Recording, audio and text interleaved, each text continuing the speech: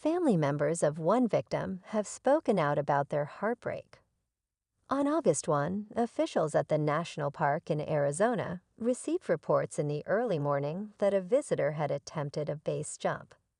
The report came in at around 7:30 a.m., and park rangers were immediately deployed to Yavapai Point on the south rim of the park, according to a press release by the National Park Service. The body of a male was found 500 feet below the rim with a deployed parachute. Recovery teams managed to retrieve the body by helicopter and transport it to the Coconino County Medical Examiner's office.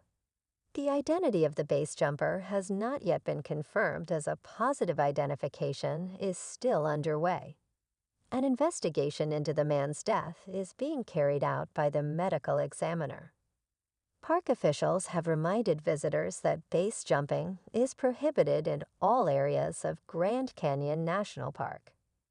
The news release noted that base jumping is a high-risk activity in which individuals launch themselves off fixed objects before deploying their parachutes.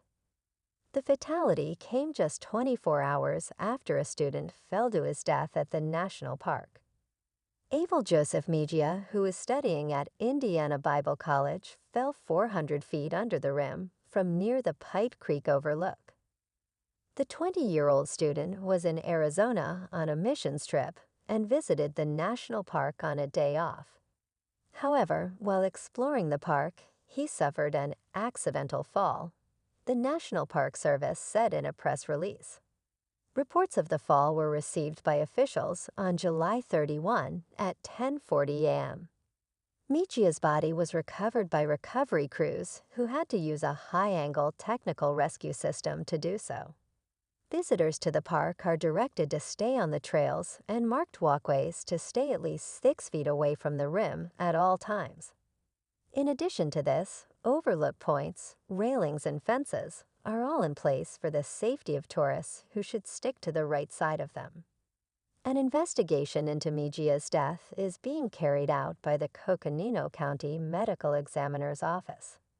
Tributes have poured in for the student from his college, which feels a deep sadness at his loss. Meanwhile, his family has started fundraising for his funeral and to get his body back home to North Carolina. He was out doing what he loved, reaching the youth and telling them about Jesus. If anyone knew Abel, they would tell you that he was the most polite, sweet, Jesus-loving young man that they knew. Maya's older sister, Stephanie, wrote on the GoFundMe page, "His smile could lighten up a room. His laughter was so contagious. Our hearts are so heavy right now, and we don't know how we are supposed to go on with this loss."